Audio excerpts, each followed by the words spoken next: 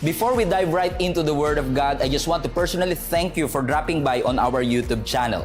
This message was recorded during our weekly worship experience. So if you are in the area, visit us. We would love to worship with you in the flesh. I pray in Jesus' name that this message will become a fuel in the fire. So get your hearts ready.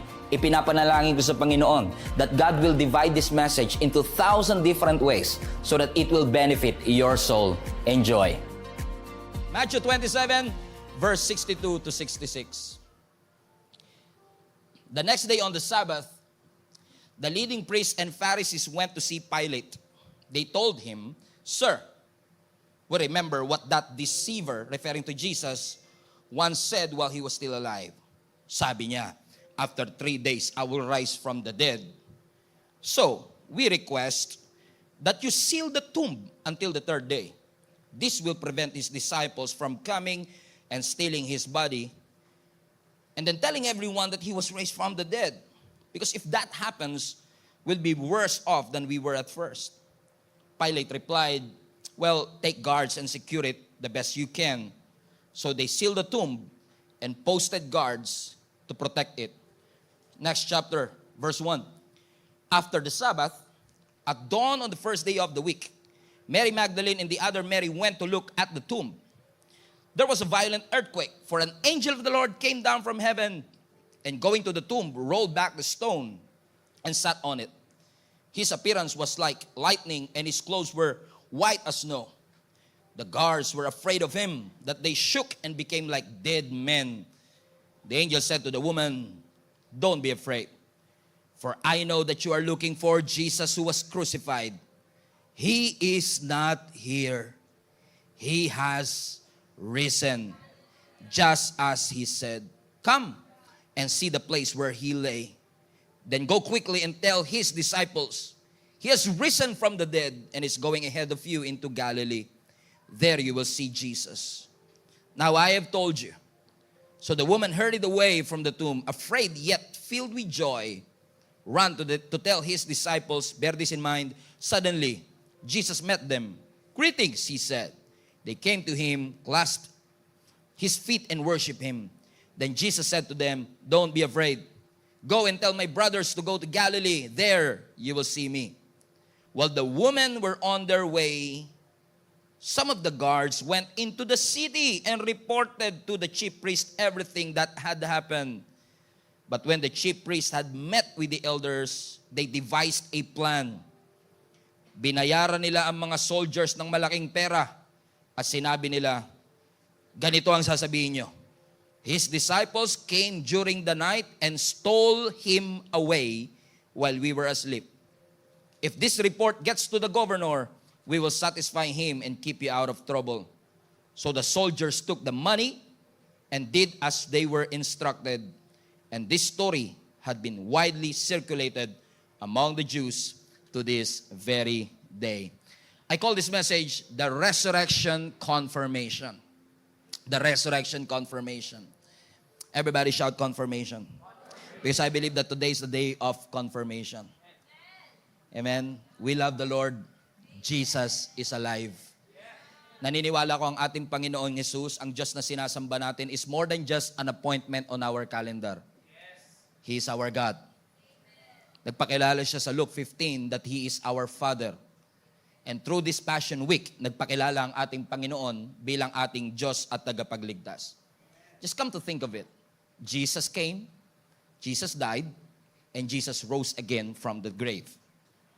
I call it the greatest news of all time. Di ko alam kung ano po yung pinakamagandang balitang na-receive ninyo in the past few months. But I believe that the greatest news of all time is that Jesus is alive. And come to think of it, the greatest news of all time came from the graveyard. Galing sa sementeryo. Galing sa kamatayan. And it takes a lot of faith. And it takes a lot of courage to believe that Jesus rose again from the grave. Ang hirap kasi maniwala, di ba minsan? Imagine mo, hindi naman natin nakita si Jesus Christ na bumangon mula sa pagkamatay, pero naniniwala tayong buhay ang ating Panginoong Yesus. Na in fact, kahit yung mga hindi naman born-again Christians, somehow, at the back of their head, naniniwala naman silang buhay ang Panginoon. Kasi kung hindi naman buhay si Lord, ba't mananalangin ka pa? Maririnig ka ba niya? makikita. So at some point in our life, naniniwala naman tayo kahit konti lang. Hindi lang siguro natin alam ang depth ng theology nito. Pero lahat tayo naniniwala na si Jesus ay buhay. Naalala ko yung isang lalaki, namasyal siya papuntang Israel, sinama niya yung kanyang mother-in-law. So nag-tour sila sa Israel, sa kasamaang palad, yung kanyang mother-in-law ay binawian ng buhay doon mismo sa Israel. So meron siyang dilema sapagkat nandun lang sila sana para mamasyal, pero binawian ng buhay yung kanyang mother-in-law.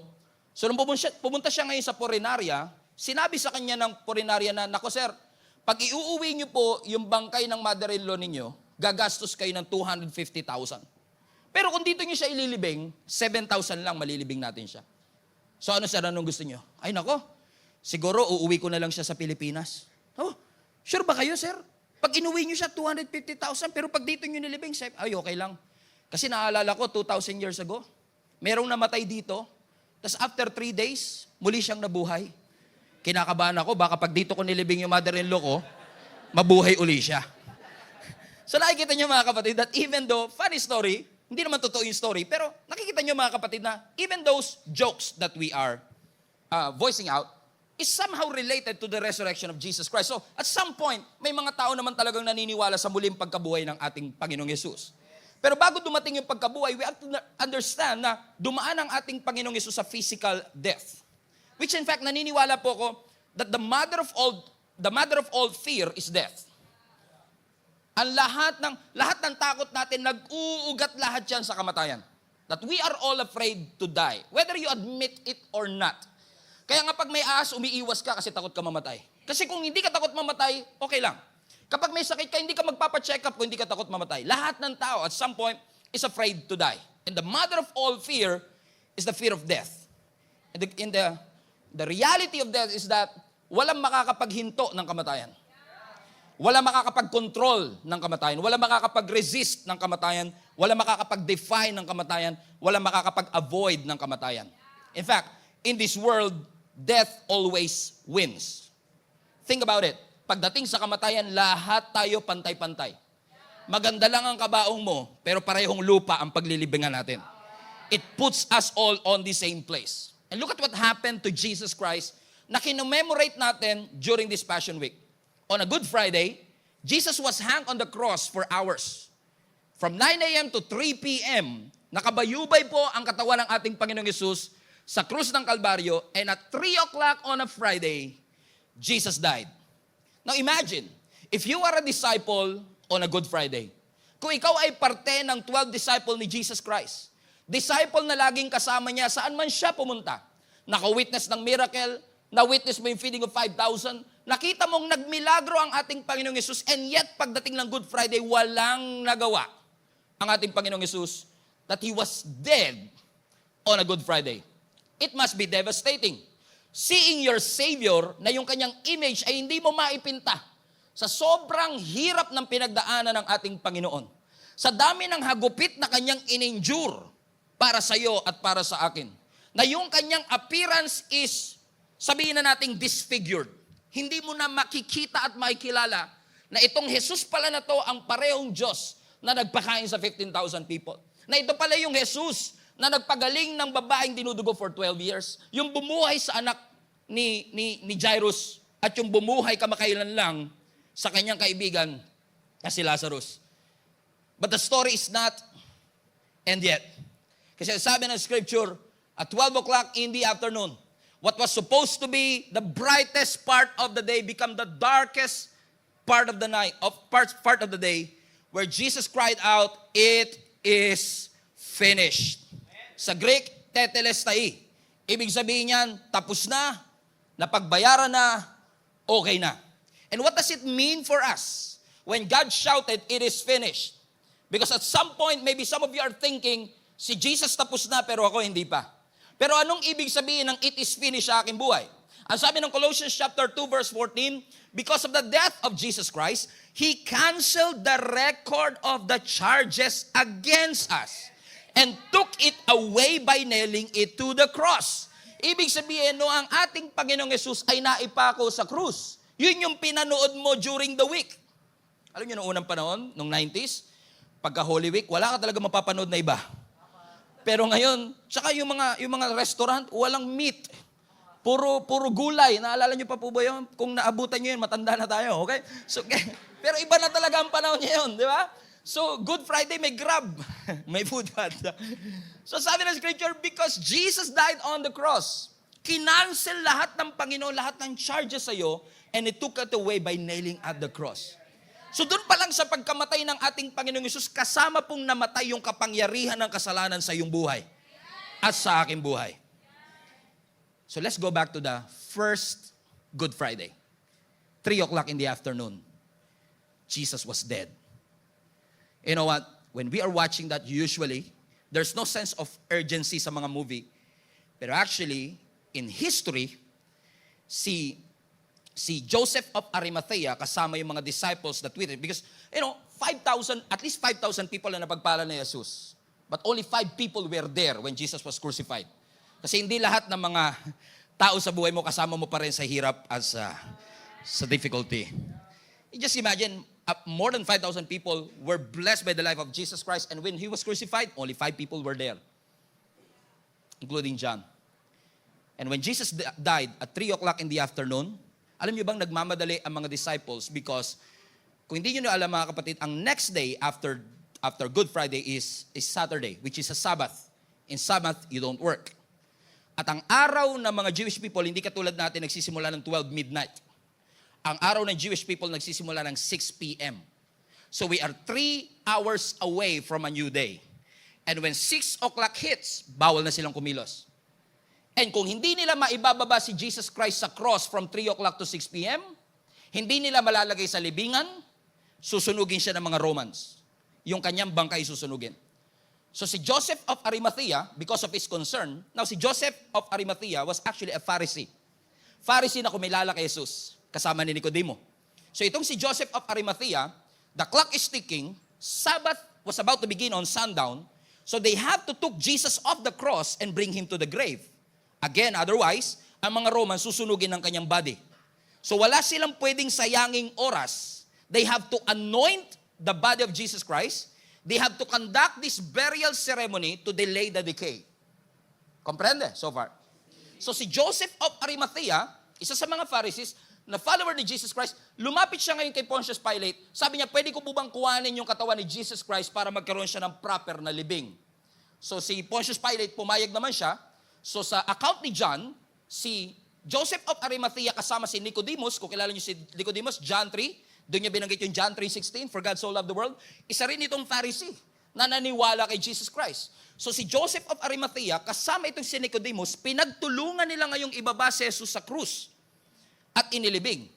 Pero dahil madalian, hindi nila natapos yung kanyang burial ceremony. Hindi naging tama yung kanilang anointing, hindi naging tama yung kanilang, sabihin na natin, seremonya ng paglilibing. So 6 o'clock hits, Sabbath day. And then after that, Saturday. Black Saturday. Saturday was completely silent. Pero ang mga Pharisees, ayaw tumahimik. Saturday, lumapit sila kay Pontius Pilate. Verse 63. Ang sabi nila, Sir, naalala po namin yung Jesus na yan. Nagsabi po siya na kapag namatay daw siya, after 3 days, babangon daw uli siya. Sir, baka pwede natin gawin ganito. I-rephrase ko na lang Nabasa naman na natin kanina. Sir, baka pwede natin gawin ganito, no? Iselyuhan nyo yung tomb, babantayan ninyo, kasi baka mamaya yung mga disciples, pumunta dun sa libingan, kuwanin yung bangkay ni Jesus, tapos palabasin na muli siyang nabuhay. So, anong ginawa ni Pontius Pilate? Ang ginawa ni Pontius Pilate, okay, ganito gawin natin. Harangan nyo ng malaking bato, lagyan nyo ng governor's seal, lagyan nyo ng Roman soldier. Did you get it? Ano yung ginawa? Ano yung preemptive measure ni Pontius Pilate? Lagyan ng malaking bato, harangan ng malaking bato, lagyan ng governor's seal. Pag nilagyan mo ng governor's seal, bawal nang galawin. So, lagyan ng governor's seal, pabantayan ng at least 10 Roman soldiers. Let me repeat. Lagyan ng malaking bato, lagyan ng governor's seal, lagyan ng Roman soldier na 10. Kung may planong tumakas si Jesus, there's no way. Kung may planong nakawin yung katawan ni Jesus, bakit? Kasi merong malaking bato, may governor's seal, at may 10 soldier. Let me repeat. May malaking bato, may governor seal, at merong 10 soldiers na binantay. Ibig sabihin, yung tomb nung Saturday night pa lang, o Saturday, was actually locked down. May malaking bato, may governor seal, may Roman soldiers. Here comes early Sunday morning. The Bible says, si Mary Magdalene kasama yung iba pang Mary, pumunta sila ngayon sa tomb ni Jesus para tapusin yung minadali ng Good Friday. Kasi hindi naging proper yung burial eh. Or else, mapapabilis yung decay ng katawan niya.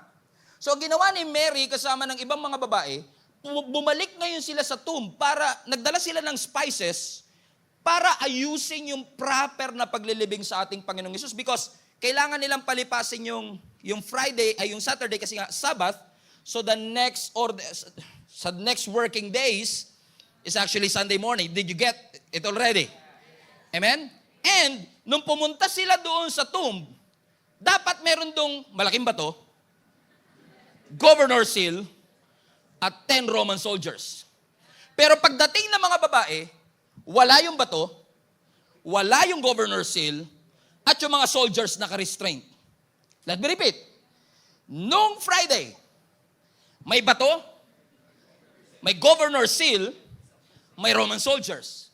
Noong Sunday morning, wala yung bato, the stone was rolled away, the governor seal was removed, and the soldiers were restrained. Ang sabi ng scripture, pagbalik nila, pagpunta ng mga babae, na-miss sila ng isang angel, at ang sabi ng angel sa kanila, bakit nyo hinahanap sa lugar ng mga patay ang isang buhay? He is not here.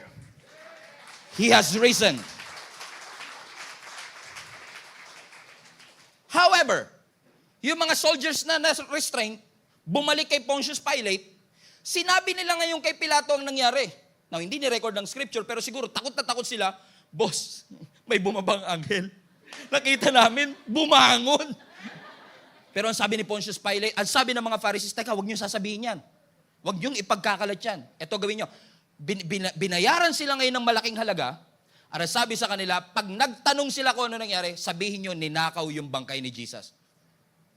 So, nung araw na yun, nung Sunday morning, dalawa ang balitang kumakalat. Unang balita, sabi ng mga babae, Jesus rose again from the dead.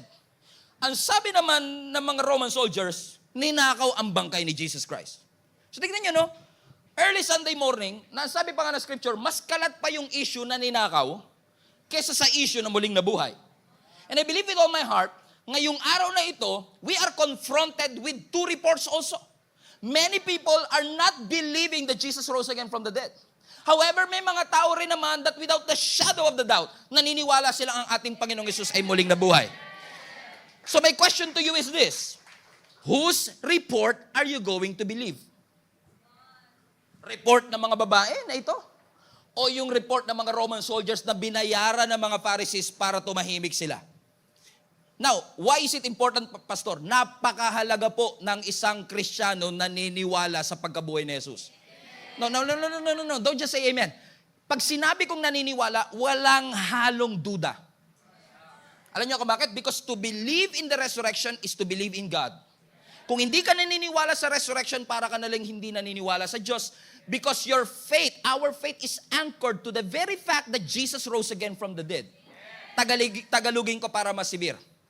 Lahat ng ginagawa natin every Sunday, walang silbi kung si Jesus hindi muling nabuhay. So, kung may makakapagpatunay na si Jesus ay hindi talaga muling nabuhay, lahat tayo mapapahiya. Ganong kaimportante na naniniwala tayo sa pagkamatay ng ating Panginoong Hesus at muling pagkabuhay, because the resurrection of Jesus Christ is the heart of the gospel. It is the core of our Christianity. It is the climax of His life and the work of Jesus Christ. And without the resurrection, kung hindi muling nabuhay ang ating Panginoong Hesus, lahat ng milagro at works ni Jesus Christ, it will not matter anymore. That's why sabi ni Apostle Paul sa 1 Corinthians chapter 15, and if Jesus has not been raised, your faith is futile. Kung ang ating Panginoong Hesus ay hindi muling nabuhay, walang saysay ang ating pananampalataya, at ang pinakamasamang balita, you will still be in your sins. Antindi ng statement ni Apostle Paul. Sinasabi ni Apostle Paul, kahit ikaw pa yung kasama sa pinagaling ni Jesus Christ, o kahit ikaw pa ay kasama doon sa feeding of 5,000, kumain ka ng 5 tinapay at 2 isda, kung ang ating Panginoong Yesus ay hindi bumangon sa pagkamatay, you're still in your sins. And your faith is futile. Let me paraphrase. Kung si Jesus Christ hindi bumangon sa pagkamatay, baliwala yung 10 taong binigay ko para sa pagpipreach ng gospel. Kung ang ating Panginoong Yesus ay hindi muling nabuhay, baliwala ang lahat ng ating pananampalataya. Kung ang ating Panginoong Yesus ay hindi muling nabuhay, sayang lahat ng pinamasahe mo sa loob ng 5 taon na umaating ka ng church na ito. So ang question is this, which report are you going to believe? Do you believe that Jesus rose again from the dead? Yes. Without the shadow of the doubt? Yes. Or do you believe in the report of the soldiers na alam naman nilang kasinungalingan? Pag talaga bayad ka, natututo ka magsinungaling. So before we continue, ikaw pastor, how sure are you that Jesus rose? Kasi wala tayo dun eh. How many among you believe, nung nabuhay si Jesus Christ, you're not there? You're not around. You don't see it. Di ba tayo minsan, pag nakita ko ng mata ko, maniniwala ako. Kaya minsan tayo, di ako naniniwala sa multo hanggat hindi ko nakikita. Pag nakita naman, nakapikit ka. Talaga hindi mo makikita. Because sa ating pananaw, I want to see it first before I believe. So ikaw, pastor, kung ikaw tatanungin, paano ka naniniwala based on the scripture na talaga si Jesus Christ ay muling nabuhay? I want to give you 3 arguments that I have na pinapaniwalaan kong ebidensya kung bakit ang ating Panginoong Yesus ay muling nabuhay. First, naniniwala ko ang ating Panginoong Yesus ay muling nabuhay because it was witnessed by so many people. Sa hukuman niya, kahit isang witness lang, minsan pinapanigan. And just imagine, nakalimutan ko yung lagay at least 500 people witness Jesus Christ nung siya ay nabuhay na maguli. Nung umangat ang ating Panginoong Yesus mula sa lupa, papunta uli siya sa langit, may 500 taong nakatingin sa kanya. Ibig sabihin, nakita nila mismo. After Jesus died, and He rose again from the dead, there are at least 500 witnesses. Yung babae na pumunta dun sa tomb, and Peter witnessed it too. Ang sabi ng John chapter 20, verse 6 to 7. Ang sabi ng scripture, then Simon Peter came following him, went into the tomb, and he saw the linen clothes lying there. Are you with me? So, nung nakita ng 2 babae na walang laman yung tomb, nakita nila yung angel, ang sabi ng angel, he has risen, bumalik sila ngayon sa mga disciples. Tumatakbo sila. Boss, sabi nila sa mga disciple, si Jesus wala sa tomb. Nung narinig ni Peter yon, siya mismo ang unang tumakbo. He wants to confirm it. Ayaw niyang maniwala sa sabi-sabi lang. Kaya siya mismo tumakbo. Pero ang sabi ng scripture, naunahan siya ng isang disciple na hindi pinangalanan. Hula ko si John. Tumakbo sila pareho. At sabi ng scripture dito, Simon Peter himself witnessed an empty tomb. So at least 3 people, plus Peter, plus John, the 12 disciples pinagpakitaan din ng ating Panginoong Yesus, 120 people in the upper room, 500 people when He ascended, about 1,000 people witnessed Jesus Christ on His resurrected body. What more can you ask? Kung meron kang witness ng at least 1,000 people. And ang question is this, if Jesus is still dead, where is His body? Kasi yung Titanic nga, nakita nila eh. Yung city of Troy, nakita nila. Yung city sa Athens, nakita nila. Lahat ng ancient history sa Egypt, sa Middle East, sa America, North America, and South America, lahat ng ebidensya nung unang panahon, pati yung Noah's Ark, nakita nila. Nakita nila yung damit daw na ginamit ni Jesus, yung pakong ginamit kay Jesus Christ, yung kahoy na ginamit kay Jesus Christ, pero hindi nila nakita yung katawan. Alam niyo kung bakit? Because His body is not here. He's alive. Buhay ang ating Panginoon.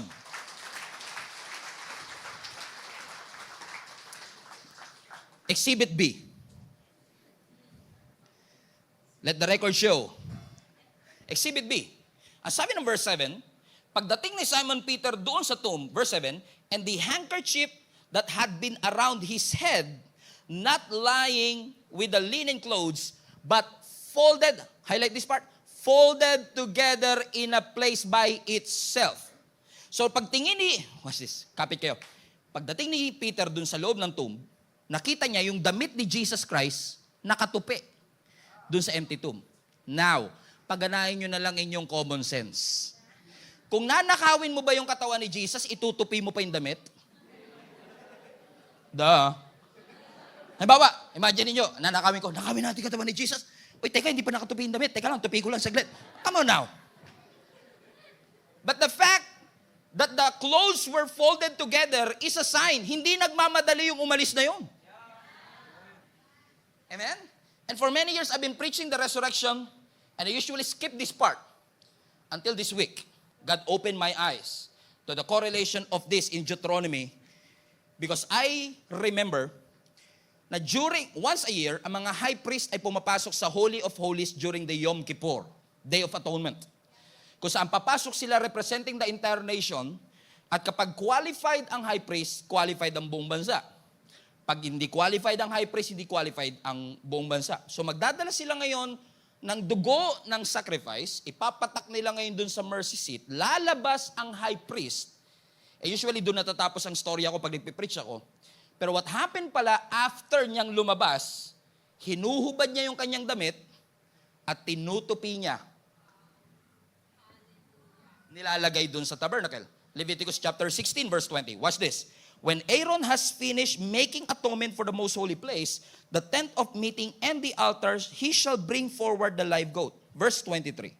When Aaron goes back into the tabernacle, he must take off the linen garments he was wearing when he entered the most holy place, and he must leave the garments there. So iiwan ng high priest yung kanyang damit. And hindi aksidente na sinabi ni Apostle Paul that our great high priest now is Jesus Christ. So sa Old Testament, iniiwan nila yung garment. Alam niyo kung bakit iniiwan ng high priest yung garment? Pagkatapos niya, it is a message for everyone that the job is finished. So when Jesus left his garment, his handkerchief, na nilagay sa ulo niya, when he rose again from the dead, hindi sinama ni Jesus yung damit papunta ng langit. Iniwan niya yung kanyang damit para sabihin sa bawat isa sa atin, the job is finished. It is done. It is done. It is finished. Everybody say, it is finished. Exhibit C. Pangatlong ebidensya ng ating Panginoong Hesus ay muling nabuhay. Lahat ng disciples, except kay John, lahat ng disciples, they died a horrible death. Grabe ang kanilang pagkamatay. And bakit sila tinorture? Bakit sila pinatay? Because gusto ng mga disciples, gusto ng mga Pharisees back in the day na i-deny nila na nakita nila si Jesus na buhay. Si Peter, he was crucified upside down. Pinako rin siya katulad ni Jesus pero nakabaliktad. Si John, although namatay siya peacefully, ang sabi ng history, si John para paaminin siya na nagsisinungaling lang siya sa pagkabuhay ni Jesus, tinapon si John sa isang kawali ng kumukulong mantika para lang paaminin siya. Talaga bang seryoso kayong buhay ang Jesus na yan? Pero hindi dininay ni John yung kanyang pananampalataya. Si Apostle Paul, pinugutan ng ulo.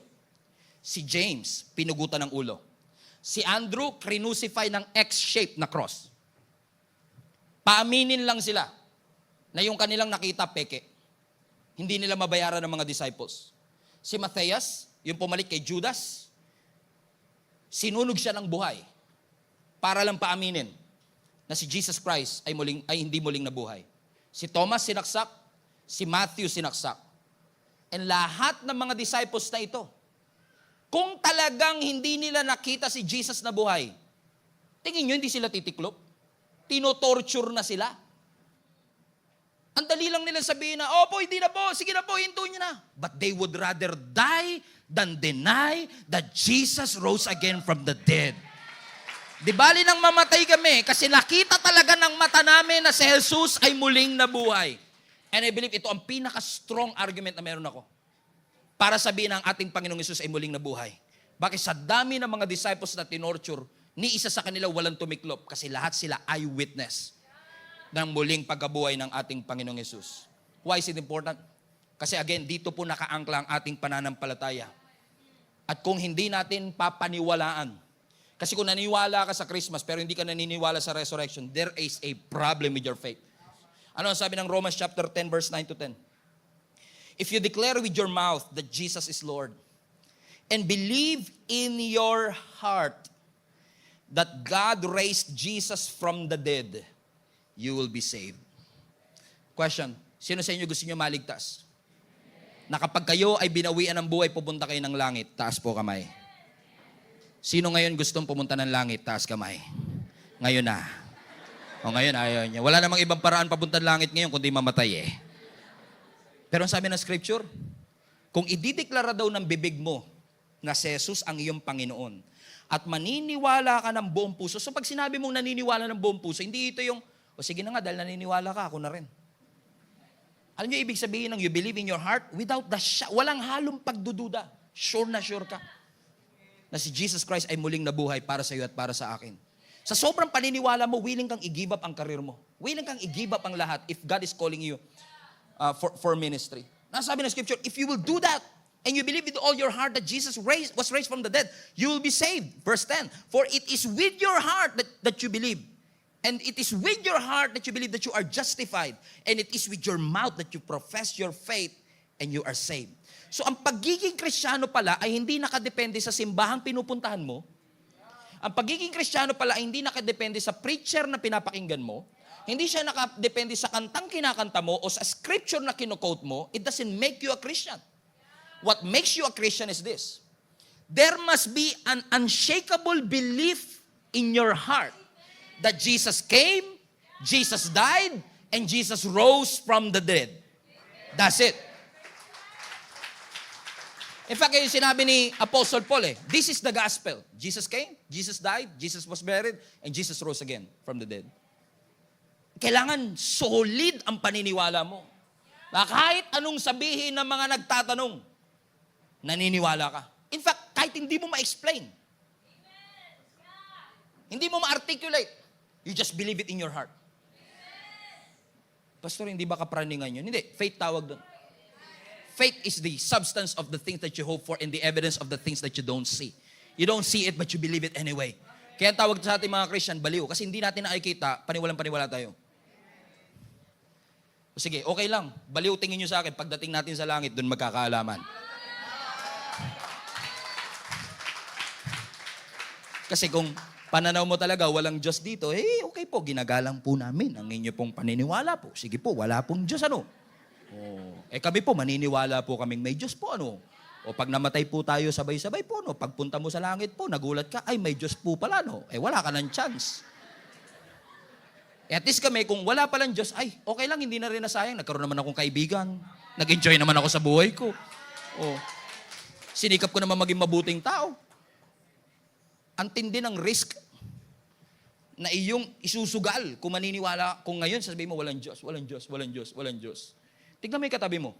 Ano tingin mo? Di mo, ay Diyos o ano? Gawa ng Diyos o ano? Everybody say, Jesus is alive. So what are the confirmation of the resurrection of Jesus Christ? Good news. Listen to me. Good news.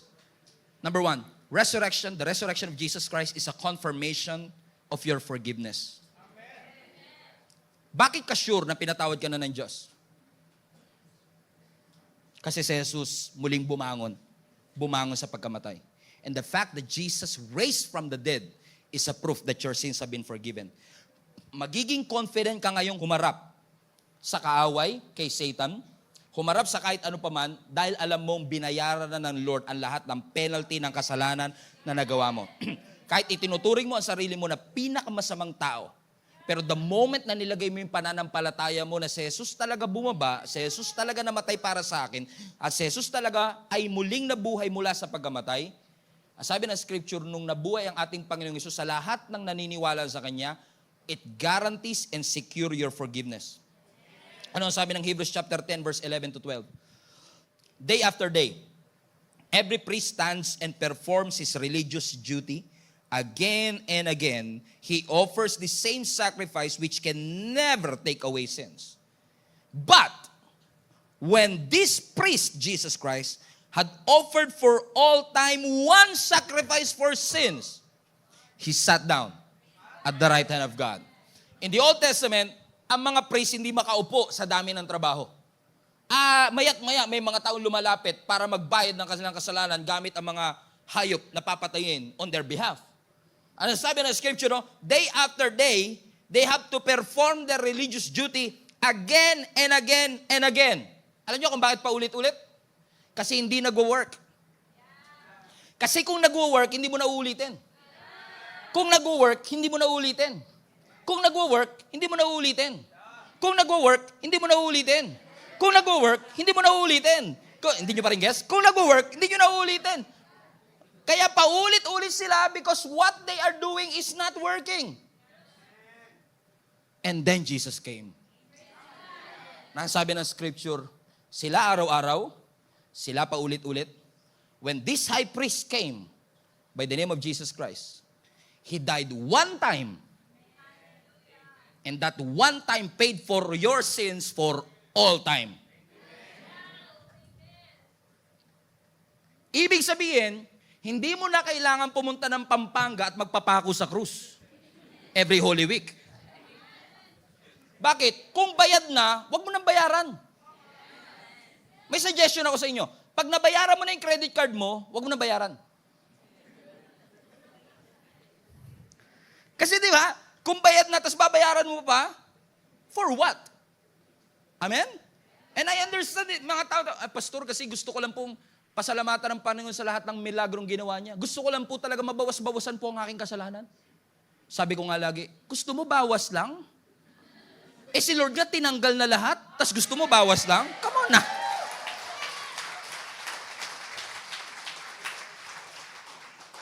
Kung yung kamay mo, imbis na nagdurugo, binuksan mo na lang yung Bible mo. Pasalamat ka sa Panginoon. Diba? Baka itag nyo yun, ha? 35 years na to, Pastor, ginagawa, taon-taon. Jesus went to the cross. Just imagine this. The Savior of the world. The God who created the universe. He came down. Hindi mo kayang umakyat ng langit, langit bumaba sa'yo. He died on your behalf. He died for you. He went to the cross. And I cannot fathom it. Hindi maarok ng isip ko na namatay siya sa atin. If you think about it, He has no sins to die for. Wala siyang kasalanan para mamatay. Para sa iyo lahat yun. Minsan may nagsabi sa akin, Pastor, ba't kasi nakikialam si Jesus? Di dapat ako na lang yung namatay para sa kasalanan ko. Total, may utang na loob pa ako kay Jesus Christ. Sabi ko sa kanya, listen, sa lahat na nagsasabi nun, number one, hindi ka qualified. Kasi ang qualified lang na mamatay for us, blameless. Kahit ikaw pa si Daniel P. Na nasa iyo na ang lahat. May kasalanan ka pa rin. Oo. Amen? With all respect, with all due respect kay brother. Amen? Because, amen?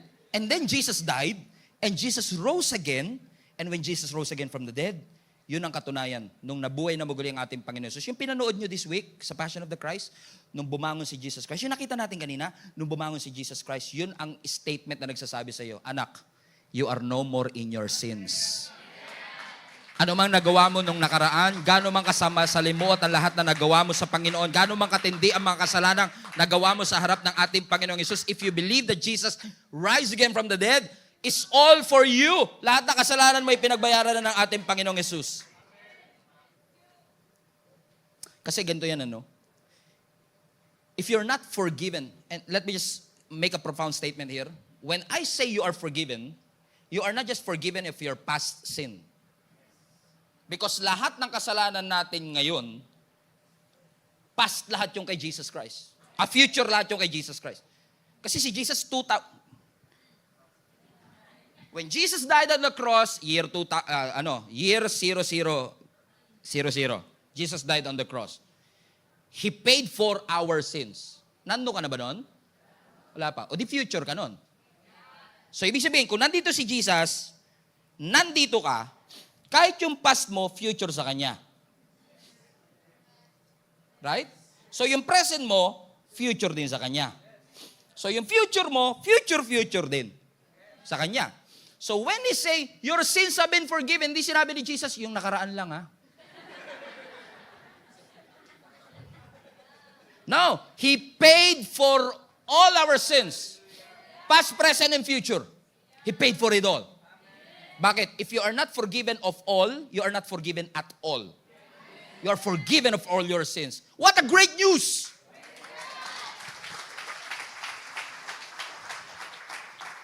Hallelujah. Number 2, resurrection is a confirmation of His promise. Ang resurrection, hindi lang confirmation ng kayong kapatawaran. Number 2, resurrection is a confirmation of His promise. Ano ibig sabihin? Si Jesus lang po, yung bago mamatay, nagsabi siya, mamamatay ako pero after 3 days, babangon ako ulit. Oh, cool. Amen. Kasi karamihan ng mga relihiyon ngayon, yung pinapaniwalaan nila, nung namatay, hindi na muling nabuhay. Kaya unique ang Christianity. Kasi tayo lang yung naniniwala na yung Kristong namatay, muling nabuhay. Pero mas matindi si Jesus Christ. Kasi hindi pa siya namamatay, predict niya na. Mamamatay ako ha. Para nagpaalam pa, after 3 days, babangon ako muli. Tignan niyo, Brad. Sakto nga, 3 days. By the way, kung nagtataka kayo, Good Friday, Saturday, 2 days lang yung pastor. Iba ang Jewish calendar. Since ang Jewish day nagsisimula 6 o'clock in the afternoon. Kung namatay si Jesus on 3 p.m., that was a previous day pa. Okay? So counted as 1 day, then... Iba ang kalendaryo natin. So just for those who are asking, okay? So, after 3 days, He rose again from the dead. Tinupad ba ni Jesus Christ? Tinupad na ating Panginoong Jesus. So what does it mean for me? Kung tinupad ni Jesus yung kanyang pinakamalaking pangako, what makes you think na yung pangakong binitawan niya sa'yo, hindi niya kayang tuparin? So, nung nabuhay na maguli ang ating Panginoong Yesus, kung yung pagkabuhay na maguli nga, tinupad niya. Yung pangako pa niya kaya sa iyong pamilya, yung pangako pa kaya ng Panginoon sa iyong buhay, hindi kayang tuparin ng ating Panginoon. Ang baba naman ng tingin natin sa ating Panginoon. In-enable niya ang bawat isa sa atin to live a life that walks in victory that Jesus won for each and every one of us. Amen? So, ibig sabihin, kung tinupad ng Lord ang kanyang pangako, lahat ng pangako niya sa iyo tutuparin ng ating Panginoon. Ano mang difficulty, ano mang trials, ano mang hardships na pinagdaanan mo, naniniwala ko, in-empower ka ng Panginoon for the present. Na sinasabi ng Panginoon, anak, I will be with you. And whatever promise na binitawan ko sa iyo, lahat ng yun, tutuparin ng Panginoon. So, wag kang maniwala sa lahat ng naririnig mo. At lagi na lang, lalo si Satan, alam mo, napansin ko sa ating maraming mga Christians nowadays, pag nabuhay tayo, parang nabubuhay tayo na defeated. Always remind yourself, your Jesus won the victory. He won the mother of all our fears. Pinagtagumpayan ng Diyos yung mother of all fear, yung death. He won the victory over death. Comprende? And now, itong Jesus na to na nanalo over death, dahil sa kanyang pagkapanalo, tinanggalan niya ngayon ng kakayanan ang demonyo. Amen?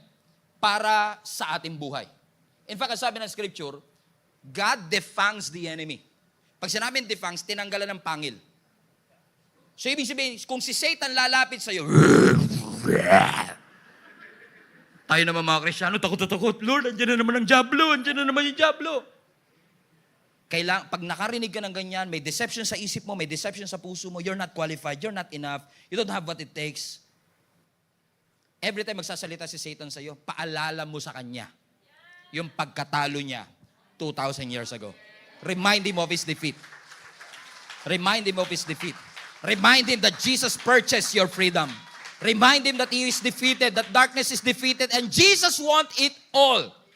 Paalala mo sa kanya yon. After all, kahit makagat ka ni Satan, dahil wala na siyang pangil, bagang na lang lalapat sa'yo.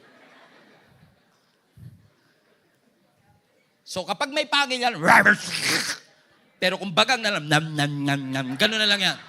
Wala siyang kapangyarihan sa'yo, Brad. Amen? Tayo naman takot na takot kaya. Takot na takot. Sino sa inyo yung takot na takot kayo sa palo nung napalo kayo? Hindi pala masakit. Parang ganun tayo minsan sa kaaway. Nung takot na takot tayo nung kinagat ka, wala pala. Oh, death, where is your sting? Sa Tagalog, asa ng kamandag ng kamatayan? Pinagtagumpayan na ng ating Panginoong Yesus yun. And because of the resurrection of our Lord Jesus Christ, it is a confirmation na kung yung pinakamalaking pangako niya, tinupad niya, He will fulfill His promises to you. And I will close with this. The resurrection of Jesus Christ is a confirmation of His return. Pangatlo at pinaka-importante, na nung bumangon ang ating Panginoong Yesus, kinonfirm niya lang na totoong babalik siyang muli. Kasi mahirap bumalik yung patay na. Pero dahil ang ating Panginoong Hesus ay muling nabuhay, it is a confirmation that Jesus was raised from the dead. And since Jesus was raised from the dead, yung kanyang ipinangako sa atin that He will come back very, very soon. He will fulfill. Now listen, resurrection is a confirmation that you are forgiven, which means, inayos na ng Lord ang iyong nakaraan. Ang pagiging Kristiyano, it will not erase your past, but it will give you a bright future. Okay? So with Jesus Christ, dahil si Jesus Christ ay buhay, lahat ng kasalanan mo sa nakaraan, pinatawad ng Diyos. Tatawag ka lang sa Kanya. Hingi ka lang ng tawad. Walang bayad. Come to Him, as messed up as you are, and He will forgive you. Pangalawang, resurrection ni Jesus Christ, hindi lang pinatawad ang nakaraan ko, kundi ginaranti niya yung aking kasalukuyan, natutuparin niya ang kanyang mga pangako. Pero more than that, the resurrection of Jesus Christ will give you the blessed future. So look at this. The past, your present, and your future are all been confirmed through the resurrection of our Lord Jesus Christ. Ibig sabihin, mga kapatid, bawat isa pala sa atin, kung hanggang ngayon buhay pa tayo, hindi na tayo nabubuhay para sa sarili natin. Ano sabi ng 1 Corinthians chapter 15? Namatay si Jesus para sa lahat, upang ang mga nabubuhay ngayon ay wag nang mabuhay para sa kanilang sarili. Question, buhay ba katabi mo? Okay, klaruhin ko lang. Kasi sabi ng scripture, namatay siya para sa lahat. O lahat ba tayo? Okay, upang yung nabubuhay ngayon, buhay ba kayo? Ay wag na raw mabuhay para sa sarili, kundi para kay Kristo na namatay at muling nabuhay para sa kanila. Ibig sabihin, yung buhay natin ngayon, para sa ating kinabukasan, hindi na para sa atin. So we live a life of purpose. Wherever you are, nasa anong kamang industry, production industry, merchandise industry, entertainment industry, wherever industry that you are in, lahat ng iyong gagawin dapat purposeful para kay Lord. Kasi kung walang purpose ang buhay mo, magsisettle ka sa pleasure. Let that sink in for a while. So we are not called para mamuhay sa pleasure, kundi mamuhay sa purpose. And when you give your life to Jesus Christ, anumang bagay na mali sa buhay mo, amen, there is a guarantee that your future will be secure. When you place your life in Jesus Christ. Because baka lang po hindi nyo alam, hindi po ako nagmamarunong, gusto ko lang po ipaalala, that when you die, you don't just cease to exist. No. Pag namatay tayo, hindi tayo hihinto hindi lang tayo mahihinto sa pag-i-exist sa mundo. Our spirit will continue. And yung magdedetermine sa destination after this life ay nakadepende sa gagawin natin today. So yung magiging decision natin today is to live purposeful and to give our lives to Jesus Christ. Sabi ng Lord, kung namatay ka man, hindi kayo mamamatay na parang nagluluksa, na parang walang kabuluhan, kundi excited kayo sapagkat alam ninyo na sa muling pagbabalik ng ating Panginoong Hesus, lahat ng namatay ay bubuhayin muli ng ating Panginoon. Kung paanong siya'y muling nabuhay, ganun na ganun ang gagawin ng ating Panginoong Hesus sa lahat ng mga kumilala sa Kanya. Kaya kung meron kang kamag-anak, kakilala, na nauna nang namatay sa atin, pero sila'y kumilala sa ating Panginoong Hesus, pagdating ng araw, lahat tayo magkakaroon ng grand reunion kasama ang ating Panginoon. 1 Corinthians 15, lahat tayo magkakaroon ng grand reunion na kasama ang ating Panginoong Hesus. Ibig sabihin, you don't just cease to exist. There is a life after this life. And I want to encourage you today to live a life that is purposeful. Kung pakiramdam mo man marumi ka, pakiramdam mo mahina ka, pakiramdam mo man limited ka, come to Jesus. As messed up as you are.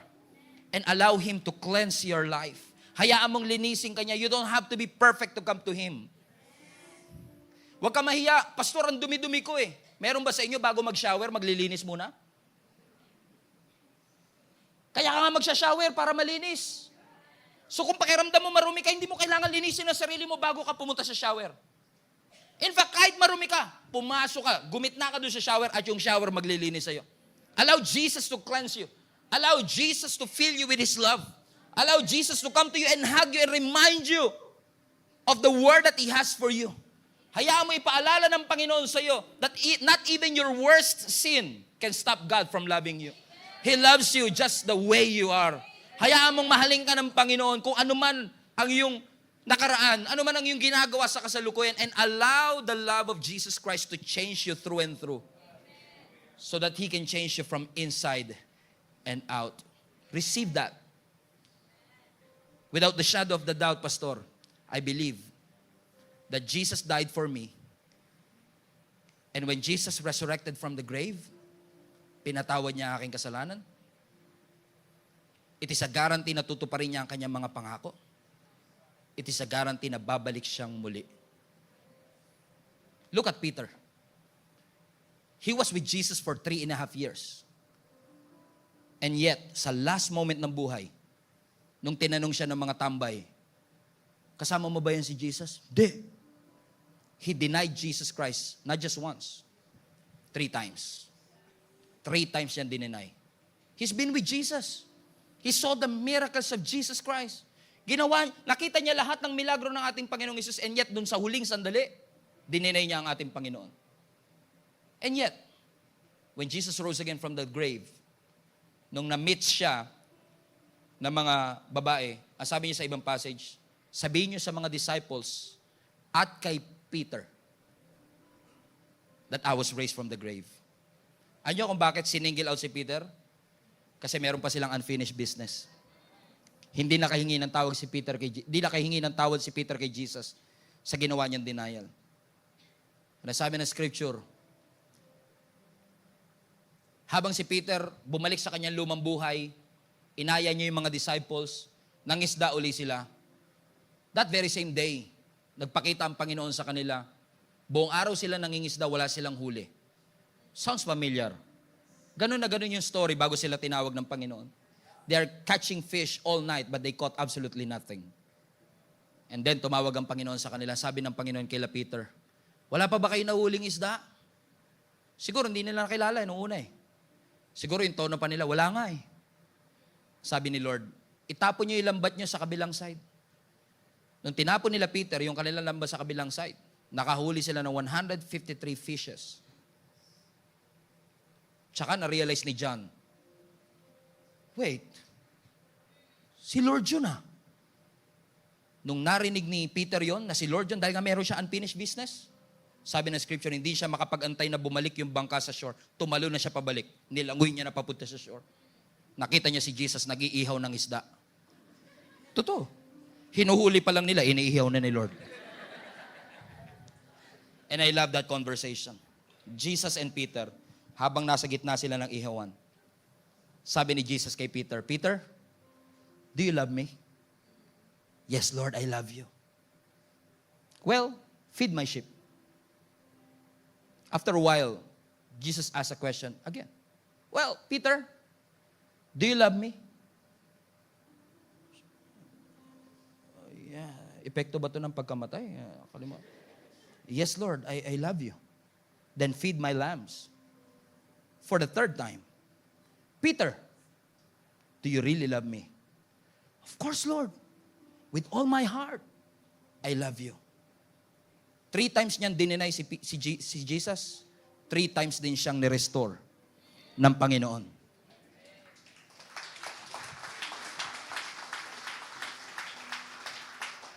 Sabi ng scripture, nung nagsimula yung early church, ang pinakaunang preacher ng unang simbahan, si Apostle Peter. Tumayo siya sa gitna ng 3,000 people. Alam mo kung anong topic ni Peter? Resurrection of Jesus Christ. He preached about the resurrection of Jesus Christ. And the Bible says, 3,000 people got saved that day in one preaching. With the mouth that denied Jesus 3 times. Gaano man karumi yung bibig ni Peter na ginamit niya para i-deny si Jesus, ginamit ng Lord yung parehong karumihan, limitasyon at kasalanan para gamiting platform para ipangaral ang salita ng ating Panginoong Hesus. Wag na wag mong pagdududahan ang kayang gawin ng Panginoon sa maruming buhay na meron ka. Kasi gaano karumi, kamasalimuot, kamakasalanan ng ating buhay, He will use what you have been through to help others get through. Gagamitin ng Lord ang testimony mo to be a blessing to other people. You just have to allow yourselves na magpagamit sa Panginoon and say, Lord, I am weak, I am limited, but I need you in my life. Use me, Lord. Gamitin mo ko. Gamitin mo ang aking buhay as a testimony that you are alive. Look at your life right now. How do you know kung yung resurrection ni Jesus nag-work sa buhay mo? Check mo buhay mo. May nabago ba sa buhay mo? Hindi ka perfect. Wala tayong sinasabing perfect ka. Pero simula nung nakilala mo si Jesus, may pagbabago? O ibig sabihin, nag-work. Ibig sabihin, nag-work yung resurrection power ni Jesus Christ. You don't have to be perfect to come to the Lord. You just have to be available, honest, and humble to say, Lord, I am limited. But with you, I can do all things because you have strengthened my life. Every head bow, every eye closed. Oh Lord Jesus, marami pong salamat for the beautiful reminder that since Jesus was raised from the dead, we are alive with Him. Buhay po ang testimony. Buhay na buhay ang kwento ng aming Panginoong Yesus sa aming mga buhay. Lord, kung this Passion Week we have belittled, minaliit namin, di namin napahalagahan, di namin nakita ang lahat ng bagay na ginawa niyo po. Lord, at least today, allow us, O God, to magnify this beautiful story in our hearts so that each and every one of us, O God, without hesitation, with an unshakable faith, to believe that our Jesus Christ is alive. And He is alive forevermore. Let the resurrection power of Jesus Christ, O God, manifest through the lives, O God, of each and every one of us. That each and every one of us, O God, will be able to see and witness all the things that you have created us to be. Lord, lahat ng mga kapatid ko, Panginoon, na nahihirapang lumapit sa iyo, natatakot lumapit sa iyo, nag-hesitate na lumapit sa iyo, Lord, ipaalala mong muli sa amin, kaya ka nga po namatay in the first place to cleanse us from our sins and allow us, O God, with all humility to come to you and say, Lord, I'm at the end of myself. I need you to help me. Set me free. Clean my heart. Change my life. Thank you, Jesus, for the wonderful truth that you have shared to each and every one of us, and allow this powerful truth of your resurrection to linger in our hearts, dwell in it, maging apoy, that just like the first disciples, we will continue to spread, oh God, the story of our risen King. We honor you, Jesus, and we love you. In Jesus' name we pray. Hallelujah. Palapakan natin ang Panginoon. Hello Global Family, thank you for watching. If this message have impacted your life, please consider subscribing. Let us know in the comments what God spoke to you today. Where are you streaming from?